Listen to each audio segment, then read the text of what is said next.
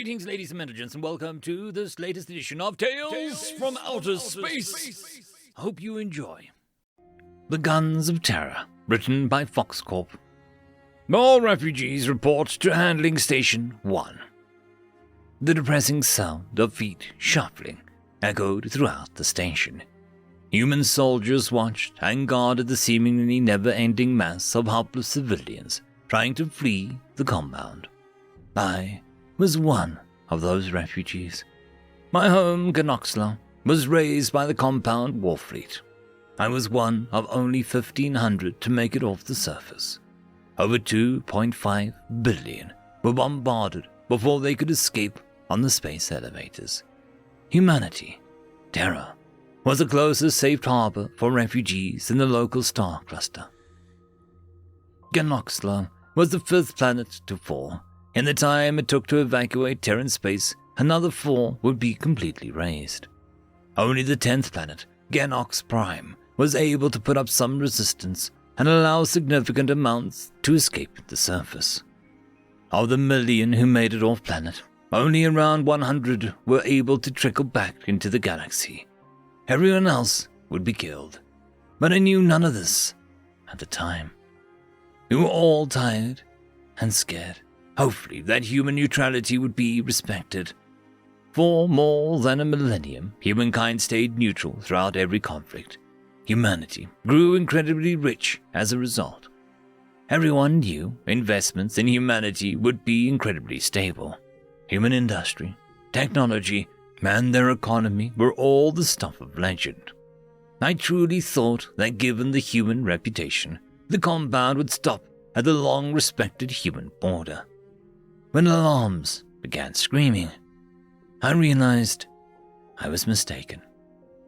A missile had slammed into the loading docks in the station. It was only by standing close to a human soldier that I survived. In his quick thinking, he grabbed onto me and threw me to the ground. When the atmosphere and everything inside it began to be vented out of the station, he held me in place, and I was one of the 20 who survived the decompression. Once the soldier realized what was going on, he dragged me to a nearby airlock. His magnetic boots were the only thing that saved me from death that day. His own life too, for that matter. The only reason I survived was a pair of fecking boots. "We gotta move fast! Ready!" The soldier slammed his fist on the door release, and the 2 of us bolted towards the lifepods nearby. We joined a large group inside a small escape pod. All of them were human. The doors closed only seconds after I got on. Once again, my life was slaved by the slimmest of margins. The view, it can only be described as surreal. The beauty of Neptune, its swirling clouds and torrential storms of blue, horribly contrasted by the station exploding before my very eyes. So many were killed in such a short time. It's overwhelming to think that I would have been amongst the dead. Should have been amongst the dead. So many times. Yet, I survived, my eyes filled with the vision of a lone human corvette fighting an entire compound fleet.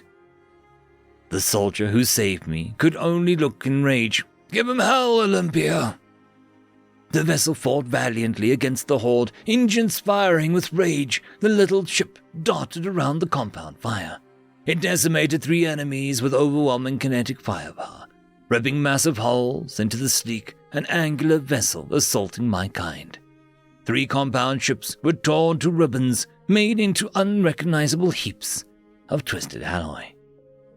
The ship continued its maneuvers for what seemed like hours before it was finally hit by a compound plasma charge.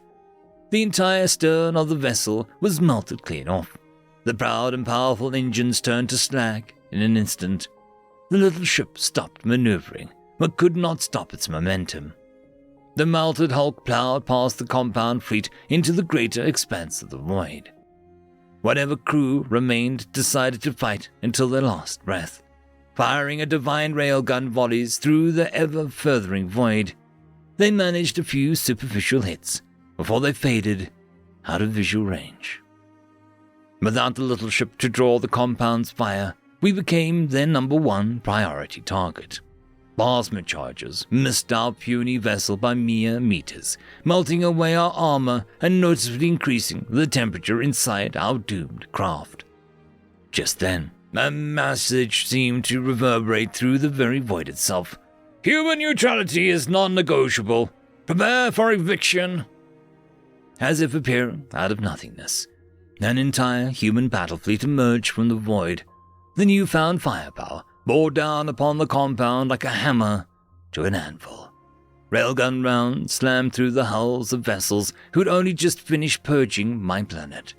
Massive chunks of metal were ripped out of the compound vessels, one by one. After such mighty blows, they simply ceased to fight back, transformed by human lead into hulking wrecks, completely gutted and devoid of any means to retaliate. Compound ships attempted to reorganize, firing blind volleys of plasma and missiles into the general region of human vessels. Every shot either completely missed or was absorbed by ludicrously powerful human shielding.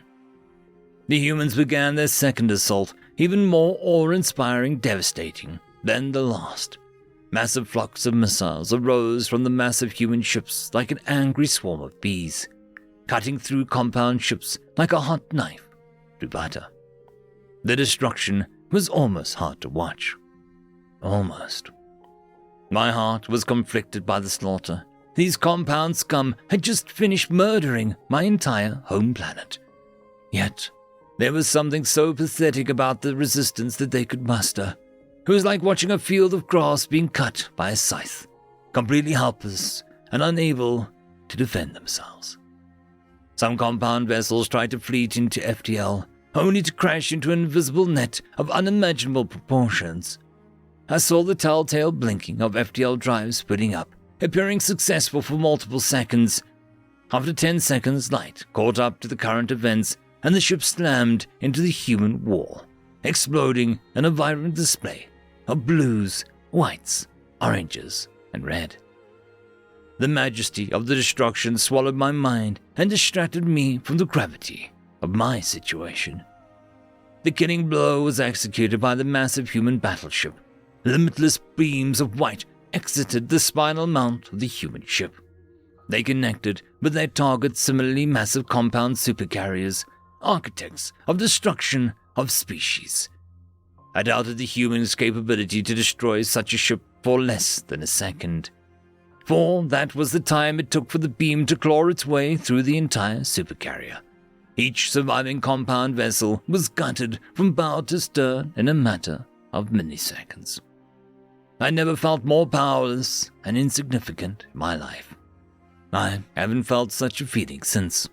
My entire species had almost been eradicated by a compound. The single human fleet cut them down like a field of wheat. I jolted in fear when the human soldier placed his hand on my shoulder. "You are safe now." His voice showed me that he too felt puny in the face of such madness. His words were as much a reassurance to himself as they were to me. Yet, I was able to derive some comfort from them.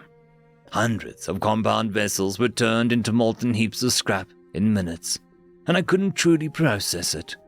I owe my life to the humans. I just wish that they would have helped us sooner. Testimony of Talon II, lone survivor of the compound assault in Genoxla. Around 100 Genox citizens survived the war. The compound nearly succeeded in the total eradication of their species.